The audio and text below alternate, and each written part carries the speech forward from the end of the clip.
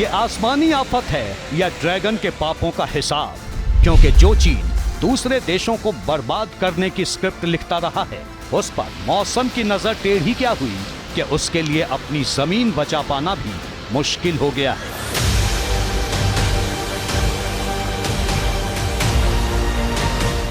जहां देखिए विनाश और बर्बादी के सिवा कुछ भी नहीं। हालात इतने खराब हैं कि चीन का खजाना और अनाज दोनों खाली हो गया है। चीन मुसीबत के ऐसे चक्रव्यूह में फंसा है जहां से निकल पाना अब मुश्किल हो गया है, क्योंकि चीन जिस इंफ्रास्ट्रक्चर के दम पर दुनिया की दूसरी अर्थव्यवस्था बन गया था, वो पूरी तरह से तबाही के कगार पर है और अब जिनपिंग का सिंहासन भी डोलने लगा है। ये तस्वीर चीन के एक हाईवे की है, जहां एक गाड़ी तेज रफ्तार में आ रही है, लेकिन तभी हाईवे की जमीन दो हिस्सों में फट जाती है और कार चंद सेकंड में गड्ढे में समा जाती है। ये तस्वीर किसी को भी खौफ से भर सकती है, क्योंकि जिस हाईवे पर चीन बड़े बड़े जंगी जहाज उतारने का दावा करता रहा है, जिसकी धमक से दुनिया को डराता रहा है, अब उसके दावों की जड़ें डोकसुरी तूफान ने खोखली कर दी है। लेकिन ये चीन की बर्बादी का सिर्फ एक ट्रेलर है, क्योंकि अभी पूरी पिक्चर बाकी है।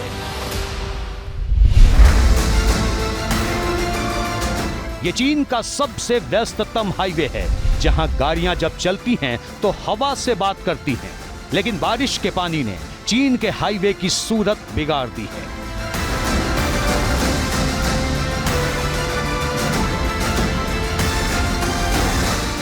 जहां इतना पानी भर जाता है कि रफ्तार भरने वाली चीन की सुपर कारें कागज की नाव की तरह तैरने लगती हैं।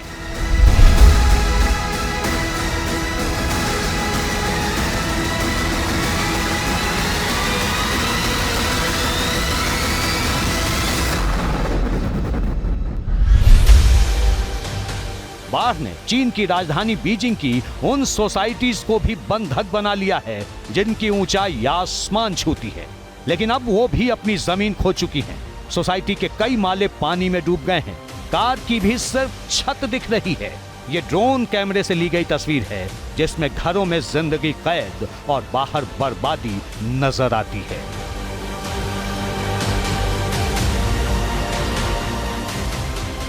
जिन ऊंचे इलाकों में बाढ़ का पानी उतर गया है, वहां बाढ़ ने अपने पीछे कैसे निशान छोड़े हैं उसे भी देख लीजिए, क्योंकि ये गाड़ियां बाढ़ के पानी में डूब गई थी, जो अब कबाड़ में तब्दील हो चुकी हैं।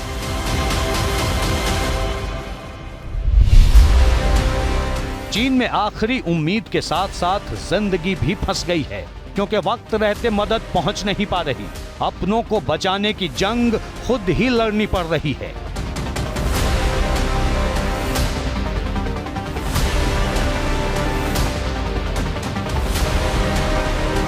डोकसुरी तूफान ने चीन में ऐसा तांडव मचाया है, मानो पानी पर किसी ने बदहाली और बर्बादी की पेंटिंग बना दी हो, जिसमें सड़क के सिर्फ परछाई नजर आ रही है। चीन कुदरत की दोहरी मार झेल रहा है। पहले मई के महीने में सूखे और गर्मी ने जलाया, जिसके चलते चीन ज्यादा अनाज पैदा नहीं कर पाया, और जो अनाज हुआ था उसे बाढ़ का पानी अपने साथ बहा कर ले गया। हालात अब ऐसे हैं कि चीन के लिए खाने तक के लाले पड़ गए हैं। दरअसल चीन में सबसे ज्यादा खेती पूर्वी और उत्तरी हिस्से में होती है, क्योंकि यहीं की धरती सबसे ज्यादा उपजाऊ है। लेकिन इस वक्त ये पूरा इलाका पानी में डूबा है, जिससे चीन की तीनों लाइफलाइन ध्वस्त हो गई है। दरअसल चीन के 3 प्रांत ऐसे हैं जिन्हें कृषि की लाइफलाइन कहा जाता है। इनमें हेलोंगजियांग, जिलिन और लियोओनिंग शामिल हैं, लेकिन इस वक्त तीनों ही जल समाधि लिए हुए हैं। बाढ़ की वजह से चीन में उगाई जाने वाली तीनों मुख्य फसलें सोयाबीन, मक्का और चावल बर्बाद हो चुकी है। अब जिनपिंग के सामने मुश्किल ये है कि वो अपने नागरिकों के लिए अनाज कहां से मुहैया कराए, क्योंकि आमतौर पर पड़ोसी देश ऐसे वक्त में मदद कर देते हैं, पर चीन की जमीन कब्जाने की आदत की वजह से ज्यादातर देशों के साथ उसके संबंध खराब हैं। अब आलम यह है कि चीन में किसानों को अपनी जान जोखिम में डालकर बाढ़ के पानी में बर्बाद हो चुकी फसल से कुछ अनाज निकालकर अपना गुजारा करना पड़ रहा है।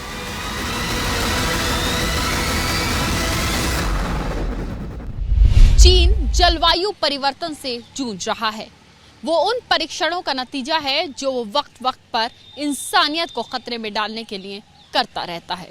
ये चीन ही था जिसने कि दुनिया को कोरोना नाम की बीमारी दी, लेकिन सवाल ये है कि क्या कोई देश अपनी इतनी बर्बादी देख चुकने के बाद भी सबक लेगा या नहीं।